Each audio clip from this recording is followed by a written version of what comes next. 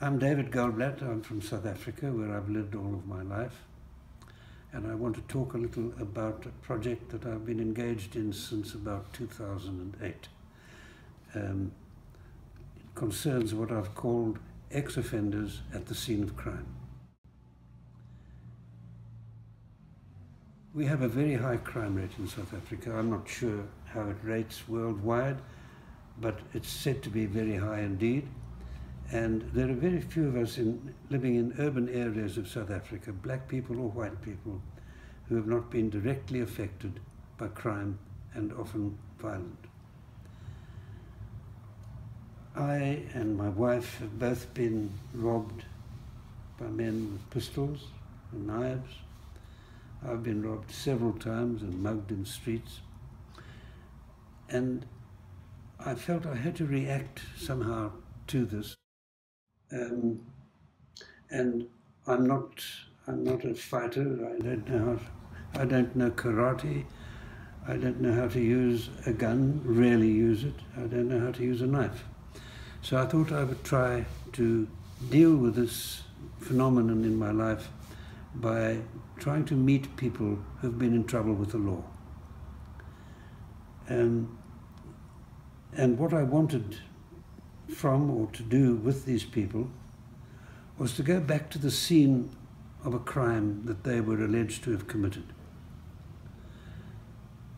I wanted to do that for two reasons, because I wanted to make a portrait of them that was meaningfully related to their problem with the law. These are people who have been in trouble with the law. And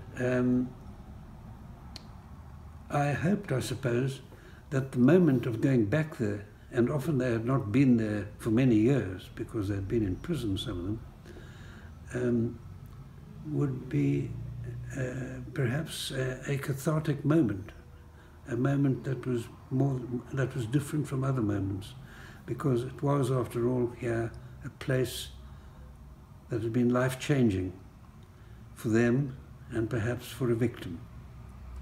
So I set about trying to meet people like this, working with primarily with organizations that deal with people in prison, teaching them anger management and sometimes skills and other things. I set about meeting people who had offended. I wanted to meet people who were either on parole or who had been freed from prison.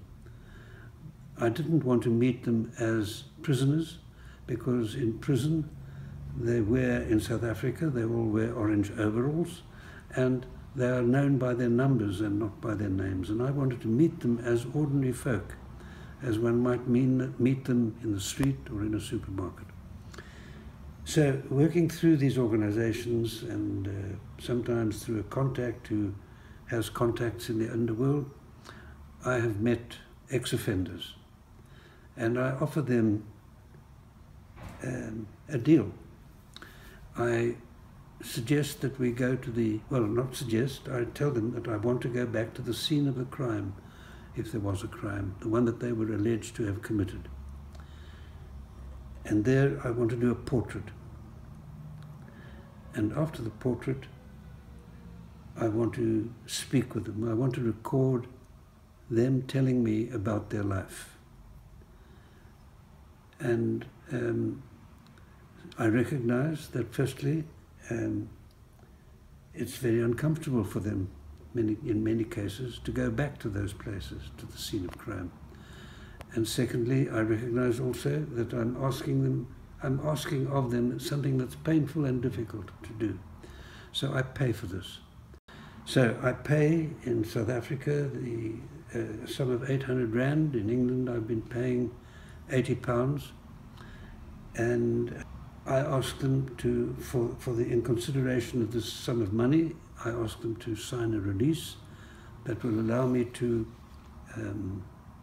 publish or exhibit the work, including the interview or excerpts from the interview.